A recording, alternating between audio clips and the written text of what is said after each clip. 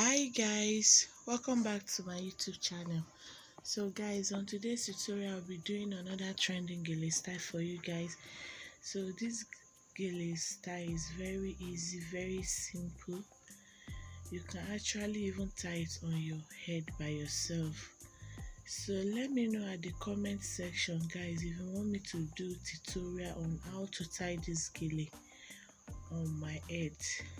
Let me know at the comment section.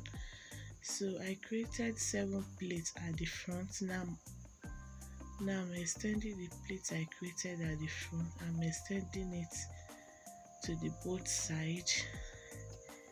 So after doing that, I'll be going back to cross the both end of the gele. So guys, for this gele, ratio is 70-30. One hand has to be longer than the other hand, 70-30. So now you can create as much plate as you want before creating your fan. So now I'm creating much plates because I don't want this gele to be too big. So I'm creating a minimum of plates there. I'm creating as much as I can there.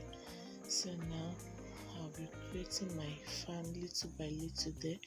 I don't want my fan to be too big, so I'm creating it now. I'm adjusting it now. So all the plates I created, I'm adjusting it now. I'm extending it. You just have to do this before you start creating your plate, your fan. So as you can see that my fan is very small guys, it's not big. So that is what I want because I don't like something too big guys. I don't really want it. So as you can see, it's very small. So now I'm just rolling the excess and there now I'm rolling it. So I'm going back now to adjust it. So I'll be tying it with the 30 parts of the arm. Normal way we do tie our gele guys, normal way we do tie it. So that is it guys. I'll be adjusting it now. So that is it guys.